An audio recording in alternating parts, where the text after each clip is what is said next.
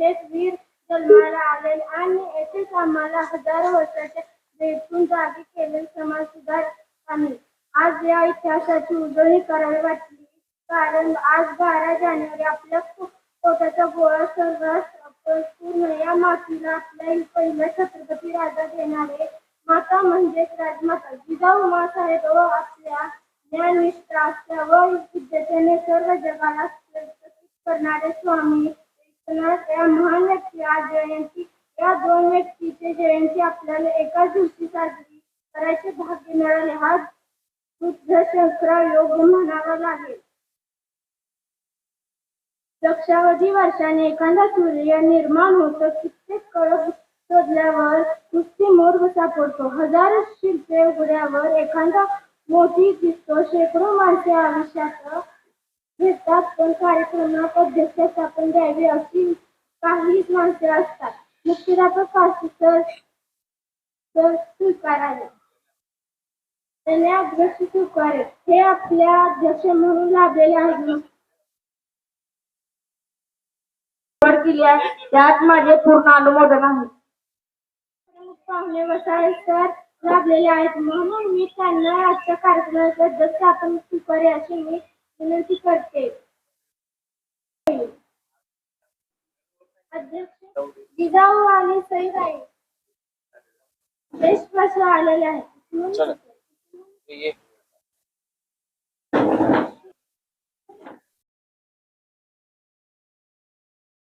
जिजाऊ तुमच्या नावाचा दाही दिशा जय जयकार. जिजाऊ तुमच्या नावाचा दाही दिशा जय जयकार. आज शेकडो वर्षानंतर माँसाहेब जिजाऊंचे नाव आपल्या ओठांवर आहे. जय जिजाऊ हा शब्द उच्चारताच प्रचंड ऊर्जा आपल्यामध्ये येते. महाराष्ट्राच्या मातीत असा कोणी व महाराष्ट्रातील प्रत्येकाच्या मनावर जे नाव कोरले ते नाव म्हणजे स्वराज्य जन्मी जिजाऊ.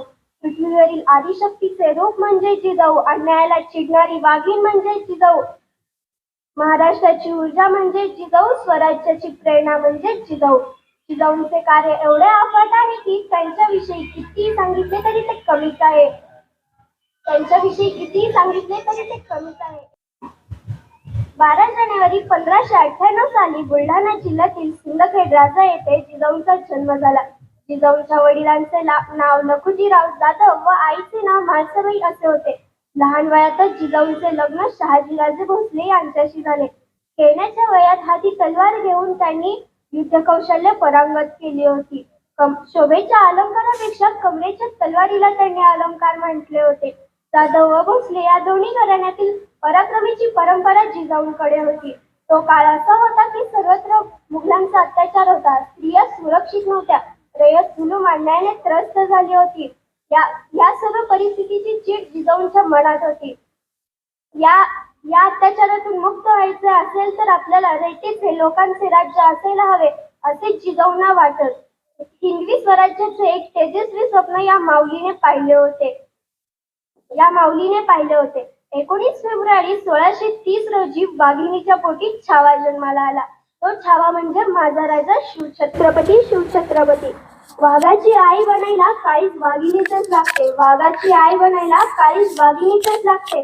म्हणूनच तर जिजामाता मान माझी सदैव झुकते. म्हणूनच तर जिजामाता मान माझी तुमच्या चरणापुढे सदैव झुकते.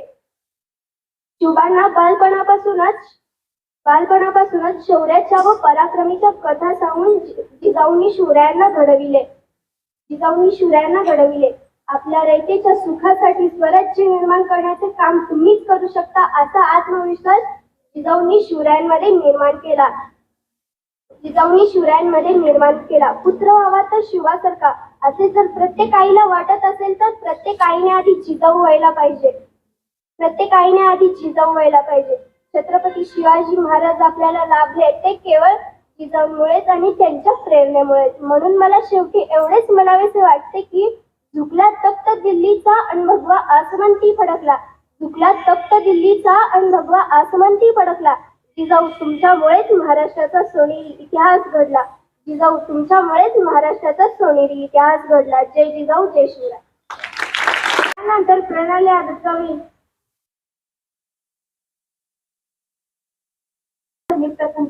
प्रथमतः मी नतमस्तक होते. तू तलवारीची धार तू आणण्यावर वार, तू तलवारीची धार तू आणण्यावर वार, शतकाशतकांच्या लाचारीवर तू वज्राचा प्रहार, तू वज्राचा प्रहार. अन्याय, अत्याचार, जुलमी, राज्यसत्तेला लाथाडून ज्यांनी स्वातंत्र्याचा, समानतेचा, अन्यायाचा आणि बंधुत्वाचा ध्वज या महाराष्ट्राच्या मातीत उभारून हिंदवी स्वराज्य स्थापन केलं. स्वराज्याचे दोन छत्रपती शिवाजी महाराज आणि संभाजी महाराज यांना प्रेरणास्थान राजमाता जिजाऊ यांच्याबद्दल मी माझे मत व्यक्त करणार आहे. खरं तर हा विषय असा आहे की तासनतास वर्षानुवर्ष शतकानुशतके संपणार नाही. जेव्हा जेव्हा शिवाजी महाराजांचा इतिहास वाचला जातो तेव्हा तेव्हा इतिहास वाचावा लागतो जिजामातांचा. भारतीय इतिहासात वर्णनीय ठराव्यात अशा माँसाहेब जिजाऊ आग्रह जन्म झाला. 4 भावांच्या पाठीवर जन्माला आल्यामुळे कन्याचं मोठ्या थाटामाटात बारसे झाले आणि त्यांचे नाव ठेवण्यात आले जिजाऊ. जी म्हणजे जिज्ञासू, जा म्हणजे जाणकार, उ म्हणजे उत्साही. जिजाऊ म्हणजे साक्षात महामाता रणरागिणी दुर्गा तुळजाभवानी.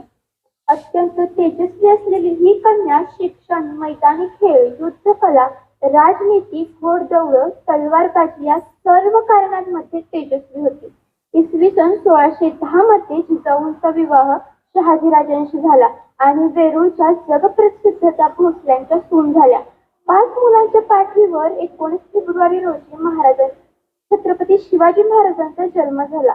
जिजाऊंनी शिवबांवर लहानपणापासून उत्तम संस्कार केले आणि त्यांचे व्यक्तिमत्व आदर्श घडवले. महाराष्ट्राच्या मातीत त्यांनी केला गनिमी कावा, महाराष्ट्राच्या मातीत त्यांनी केला गनिमी कावा. तो एकच होता जिजाऊंचा छावा, तो एकच होता जिजाऊंचा छावा. सांभाळले त्यांनी प्रेमानं सर्वांनी, घडवले स्वराज्य त्यांच्या आशीर्वादाने, त्यांनी स्वराज्य त्यांच्या आशीर्वादाने. एवढे बोलून मी माझे भाषण संस्कृतीचे जय जिजाऊ जय शिवराय आणि सन्मानाने स्मरायचे अशी शिकवण देणाऱ्या राजमाता जिजाऊंची आज जयंती आहे. 12 जानेवारी 1598 रोजी बुलढाणा जिल्ह्यातील सिंदखेड राजा येथे जिजाबाईंचा जन्म झाला. जिजाबाईंच्या वडिलांचे नाव लखुजीराव जाधव तर आईचे नाव म्हाताबाई असे होते. शहाजीराजे भोसले यांच्याशी जिजाबाईंचा विवाह झाला. रयतेवर होणारा अन्याय, अत्याचार पाहून त्यांना नेहमी वाटायचे की आपल्या लोकांचे राज्य म्हणजे स्वराज्य असायला हवे. हिंदवी स्वराज्याचे तेजस्वी स्वप्न जिजाऊंनी पाहिलेले होते. त्यांनी पुत्र शिवबांना लहानपणापासूनच शौर्याच्या व पराक्रमाच्या कथा सांगून घडवलेले होते. म्हणून तर त्यांनी त्यांच्या प्रेरणेतूनच अनेक लढाया जिंकल्या व महाराष्ट्राच्या मातीत आपले भगवे निशाण उभारले. अंगणातली तुळस, गोठ्यातील गाय, घरातील माय, तिच्यावर जर कोणी वाकडी नजर टाकून पाहिलं तर माझ्यापेक्षा वाईट कोणीही नाही असं म्हणणाऱ्या त्या काळात जिजाऊ होत्या. स्त्रियांच्या शिक्षणासाठी त्यांनी त्यांची तलवार हातात घेतली होती. जिजाऊ या पहिल्यापासूनच शूर, चाणाक्ष व युद्धनीतीमध्ये कुशल होत्या. त्यांनी शिवरायांना देखील युद्धनीतीचे शिक्षण दिले आणि त्यांच्या प्रेरणेतूनच छत्रपती शिवाजी महाराज हे घडलेले होते. त्यांच्यामुळे छत्रपती शिवाजी महाराज हे घडलेले होते.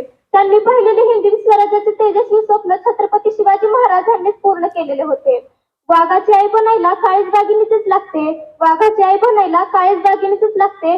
म्हणून तर राजमाता तुमच्या चरणापुढे मान माझी सदैव झुकते, म्हणून तर राजमाता तुमच्या चरणापुढे मान माझी सदैव झुकते. स्वराज्य जननी राजमाता माँसाहेब जिजाऊ यांच्या कार्याबद्दल माहिती नाही असा एकही व्यक्ती सापडणार नाही.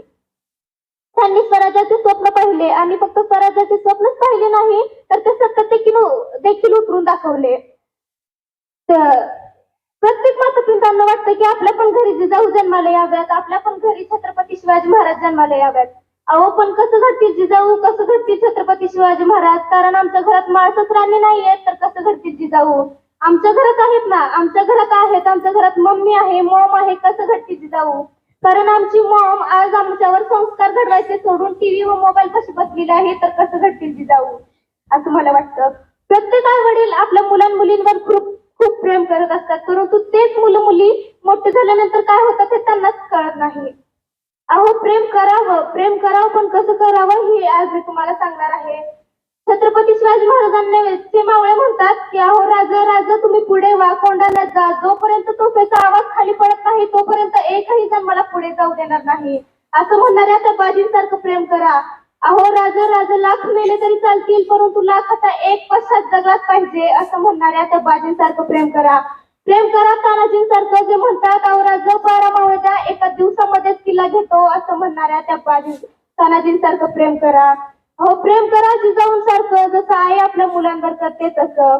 संत बाई देखील नतमस्तक होऊन म्हणतात, मानसा मानसा तुझी नियत रे बेकार, मानसा मानसा तुझी नियत रे बेकार, तुझ्याहूनही बरा मोठा जलदरा. बरं, एक वाक्य मला नेहमी बोलावेसे वाटते की आपल्या समाजामध्ये पेट्रोल 500 रुपये होऊ दे, नाहीतर सिलेंडर 50,000, परंतु या 3 गोष्टी नेहमी स्वस्त राहतील. पहिली गोष्ट म्हणजे गरिबांचा जीव, दुसरी गोष्ट म्हणजे शेतकऱ्यांचे काबाड कष्ट, आणि तिसरी गोष्ट म्हणजे मुलींची इज्जत ही नेहमीच स्वस्त राहील.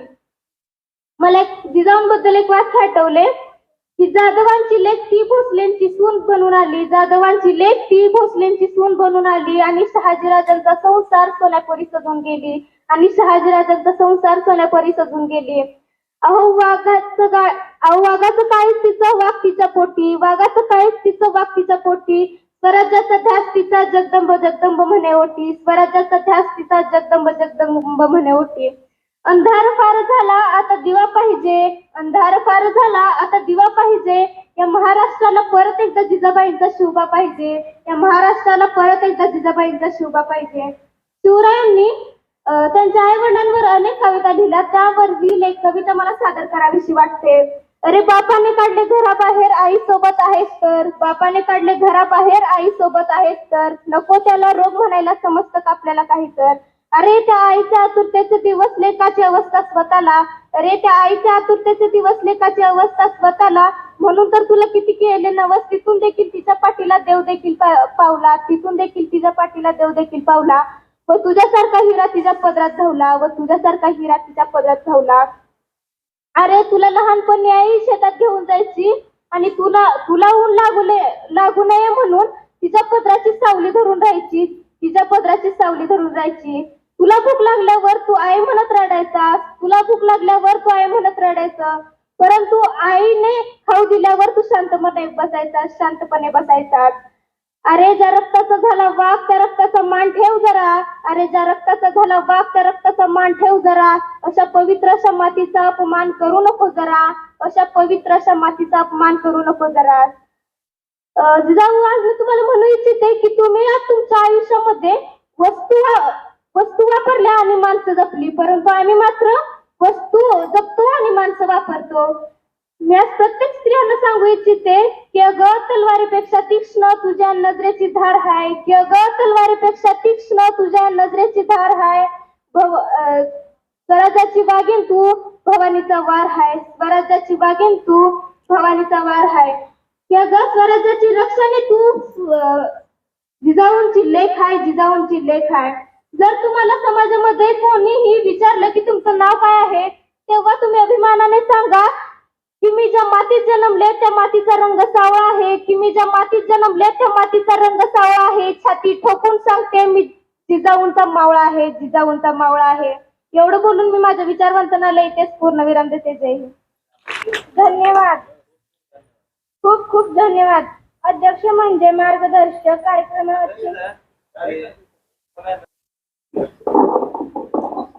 आम्ही सावलीत बसलो तर जास्त बोलू नका म्हणून त्यांच्या शब्दाला मी मान देतो. सर्वप्रथम आज 12 जानेवारी, या 12 जानेवारी निमित्त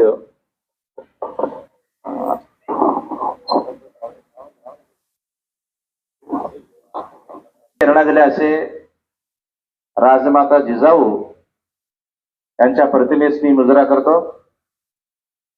तसेच जगामध्ये एक बंधुभाव निर्माण करणारे असे स्वामी विवेकानंद यांचे आज जयंती आहे, तर त्यांचे देखील त्यांच्या विचारांना मी अभिवादन करतो. आणि आज दुसरी गोष्ट म्हटल्यानंतर आज 12 जानेवारी 1930 साली सोलापूर शहरामध्ये लष्करी कायदा पुकारण्यात आलेली होती.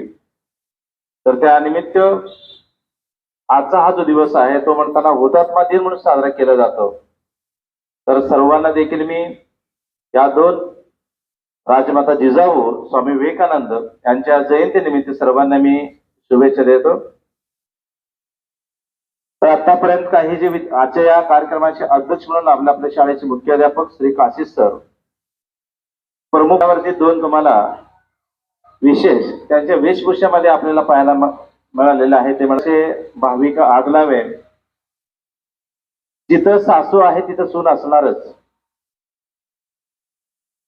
तर सईबाईच्या वेशभूषेमध्ये असलेले मानसी कवडे, खरोखर तुमचं दोघींचं देखील मी खूप खूप अभिनंदन करतो. कारण लहानपणापासूनच त्यांच्या विचारामध्ये जिजाऊ आणि सईबाईचा विचार त्यांच्या मनामध्ये रुजलेले आहे. तर आज स्वराज्याची सावली रयतेची माऊली असे राजमाता जिजाऊ, विदर्भाची सून, विदर्भाची कन्या, मराठवाड्याची सून आणि इकडं सह्याद्रीवरती त्यांनी कर्तृत्व गाजवलं असे राजमाता जिजाऊ. जिजाऊ समोर एकच संकट नव्हतं तर अनेक संकट होते. तर महाराष्ट्रामध्ये आदिलशाही, निजामशाही, कुतुबशाही, बिदरशाही, मोगल असे अनेक परकीय आक्रमण होत असताना तर सर्वसामान्य लोकांना जीवन जगण्याचं देखील मुश्किल झालेलं होतं. पुणे हा खरं स्वराज्याचा राजधानी होती. ज्यावेळी पुणे, इंदापूर, सुपे, चाकण, शहाजी राजांना जहागिरी मिळाल्यानंतर जहागिरीचा संपूर्ण जो प्रदेश आहे तर त्या प्रदेशाचं संपूर्ण नेतृत्व करण्यासाठी जिजाऊ आणि बाल शिवाजी यांच्याकडे सोपवण्यात आले होते. पुणे हा जो शहर आहे तर त्या काळाचा पुणे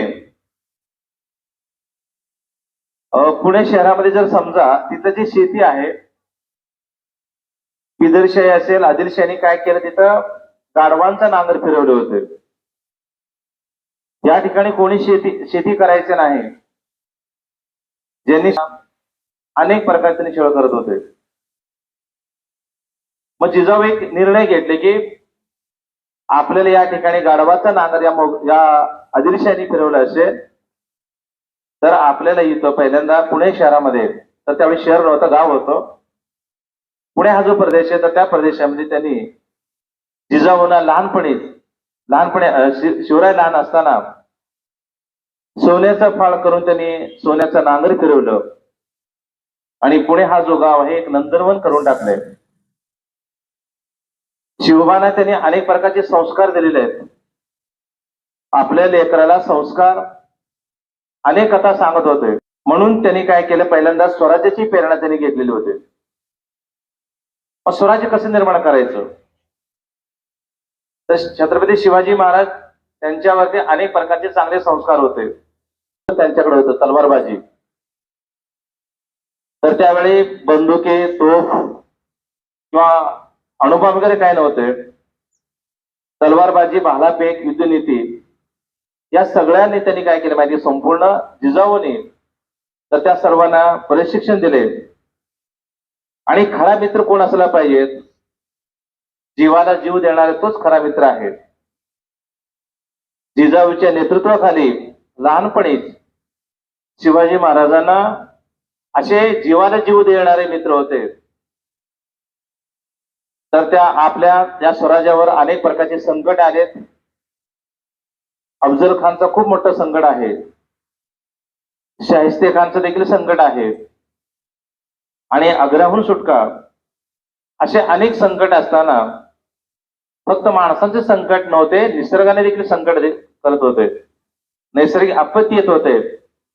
या सगळ्यावरती देखील तोंड देण्याचं काम आणि या सर्वांना या अनेक संकट जरी आले तर त्या सर्व संकटावरती कशा पद्धतीने आपण मात केली पाहिजे या सर्वांना धैर्य देण्याचं काम जिजाऊने केलेले आहे.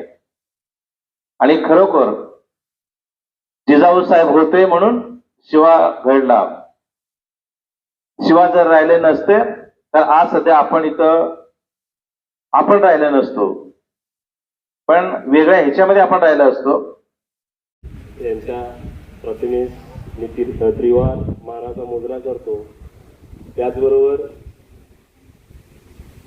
अवघड 40 वर्षाचं आयुष्य लाभलेले आणि ज्यांनी संपूर्ण देश आणि विदेश पालथा घातला आणि धर्म नावाची ही जी काही संकल्पना आहे ही संकल्पना मानवतेच्या दृष्टिकोनातून साकारण्याचं आणि सांगण्याचा त्यांनी खूप मोठ्या प्रमाणात प्रयत्न केला असे स्वामी विवेकानंद यांच्याही विचारांना अभिवादन करून मी थोडक्यात माझ्या भाषणाला सुरुवात करतो. जास्त बोलणार नाही. त्याला काय म्हणायचं? तरुण. ज्यांच्या चेहऱ्याकडे बघितल्यानंतर 80 वर्षाचा असू द्या किंवा 100 वर्षाचा म्हातारा असू द्या, त्या म्हाताऱ्याला सुद्धा आपण तरुण आहोत याचं भान झालं पाहिजे. याला म्हणायचं युवक, याला म्हणायचं तरुण. तुमच्या चेहऱ्याकडे बघितल्यानंतर मध्ये थांबलेले होते आणि रामकृष्ण परमहंसांना काहीतरी काम होतं आणि कामानिमित्त ते मंदिरामध्ये जाणार नव्हते, म्हणून त्यांनी स्वामी विवेकानंदांना सांगितलं की बाबा तू आज जा. आणि हे स्वामी विवेकानंद निघाले मंदिरामध्ये. मंदिर असं वर उंच डोंगरावरती, त्यांच्या अंगावरती कसले भगवे कपडे, हातामध्ये ते आरतीचं ताट आणि निघाले वर. थोडस अंतरावरती गेल्यानंतर समोर माकडं दिसली आणि ही माकडं हे असं काहीतरी विचित्र प्राणी येत आहे म्हणून समोर येऊन उभा राहिले. स्वामी विवेकानंद आपल्या आपल्या नादामध्ये वर चालले होते मंदिराकडे. ते माकडं बघितल्यानंतर स्वामी विवेकानंद थोडस थांबले. स्वामी विवेकानंदाला बघितल्यानंतर माकडं पण थांबली. स्वामी विवेकानंदांनी काय केलं, मनामध्ये भीती आली आणि गर करून जाग्यावर वळले आणि पळत यायला लागले. तर माकडं सुद्धा स्वामी विवेकानंदाच्या पाठीमागे यायला लागली. जोरात जीव मुठीत धरून स्वामी विवेकानंद लहान होते आणि खाली येऊन आपल्या गुरुजवळ आले. घडलेला प्रसंग त्यांनी सांगितला. काय सांगितलं गुरुनी माहित नाही, पण दुसऱ्या दिवशी पुन्हा स्वामी विवेकानंदांना सांगितलं की तूच जायचं आज. पण ते निघाले, त्याच पद्धतीने निघाले. त्याच ठिकाणी पुन्हा माकडं आली आणि माकडं आल्यानंतर स्वामी विवेकानंद काल पाठ दाखवलेले होते. आज मात्र स्वामी विवेकानंदाकडे ती माकडे येत होती आणि स्वामी विवेकानंद माकडाच्या दिशेने जाऊ लागले. जसं जसं स्वामी विवेकानंद माकडाच्या दिशेने जाऊ लागले, माकडं घाबरली आणि माकडं तिथून पसार झाली. स्वामी विवेकानंद वरती गेले, पूजा अर्चा केली आणि पुन्हा खाली येऊन घडलेला प्रसंग सांगितला. त्यावेळेस त्यांच्या गुरुनी रामकृष्ण परमहंसांनी त्यांना सांगितलेलं होतं, बघ संकट ही आयुष्यामध्ये येतच असतात, पण ज्यावेळेस पहिल्या प्रसंगामध्ये तू संकटाला पाठ दाखवली, संकट तुझा पिछा बोलवला आणि तुझ्या पाठीमागं संकटानं पाठ सोडली नाही, पण नंतर दुसऱ्या दिवशी तू संकटाला सामोरे गेलास आणि त्यावेळेस संकट तुझ्या समोरची निघून गेली. म्हणजे